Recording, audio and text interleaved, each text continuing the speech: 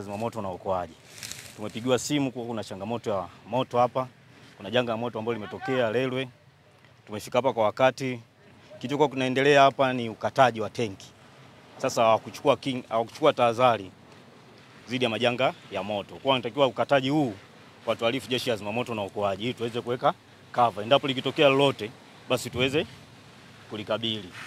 Sasa walivyokuwa wanakata zile cheche zilikuwa zinaanguka kwa sababu ile tenki ilikuwa inahifadhi oil ya zamani. Kwa hiyo oil imeshakuwa chafu. Umeona? Kwa hiyo cheche zilikuwa zinaanguka zile ndio zimesababisha nini? Mwako. Lakini tunashukuru Mungu mpaka sasa hivi tushalizidhibiti. Umeona? Na kama unavyoona linavyoendelea. Umeona? Kwa hiyo changamoto tumeshalikava kwa asilimia kubwa. Madhara makubwa kwa binadamu kwa nani? Madhara makubwa kwa binadamu hakuna. Ni nini madhara yaliyotokea?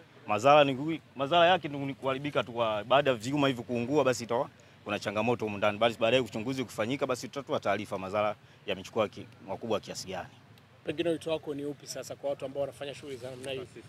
Wito wangu, taasisi kama hizi ambazo zinafanya kazi kama ukataji, uchomeleaji, kama unaona sehemu ambapo kunaweza kuleta changamoto, walifu jeshi la zimamoto na uokoaji ili tuweze kuweka cover, tuchukue kinga na tahadhari dhidi ya majanga ya moto kama haya. Yasije yakatokea kaleta madhara makubwa. Kama endapo hapa kungekuwa kuna makazi ya watu, ingeleta changamoto.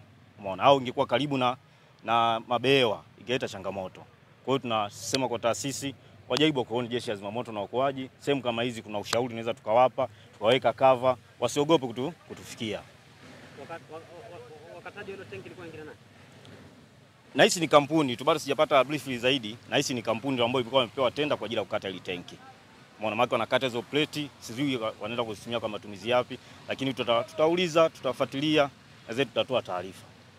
Naitwa Staff Sergeant Hassan Mohamed Mande. Kwa majina naitwa Petro Ambrose, ni mkazi wa Tabora Kidatu.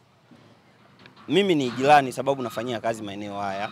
Ili tenki lina muda mrefu walikuwa wanalipunguza, wanabandua mabati kwa kutumia gesi, wanashusha. Sasa leo muda mchache tu nilikuwa natokea huku kupeleka mteja. Nafika hapo naona moshi. Baada ya kuona moshi kidogo moto ukawa unawaka. Sasa nilipoona utepe nikajua labda wameamua kulilipua ili wamalizie kazi yao waliokuwa wanaifanya. Basi baada ya hapo ndo kidogo moto unazidi na kuona gari la moto linafika. Basi hapo ndo nikajua kuwa ni ajali imetokea. Ndio hivyo. Lilikuwa na urefu ni refu tu, yani kama vile losha moja urefu wake. Ndio. Kama ghorofa moja. Mimi naitwa Charles Masesa. Kitu hapa kilichosababisha nione, nilianzia kuona moshi. Ilivuma moshi kwa kasi sana. Basi ilibidi hapo nijiulize ni nini pale kimetokea. Basi ndo nikaanza kuja hapa. Nikaona watu wamerundikana. Nilifika pale nikaona moto unawaka. Unaona? Basi zimamoto walikuwa wameshafika pale wanapulizia maji. Ndo kitu hicho nimekiona mpaka kufikia hatua kama hii tunayo. Moto ulikuwa mkubwa kiasi gani? Moto ulikuwa, kwa sababu wakati ule ninafika ulikuwa moto umeshashuka kiwango kidogo. Lakini wenzako wanakuambiaje? Hapa wenzangu hapa nimefika hapa wakasema yani moto ulianza tu hapa ukawaka sana kupita kiasi, yani moshi ulivuma ukafunika wingu. Ndo wameniambia hivyo.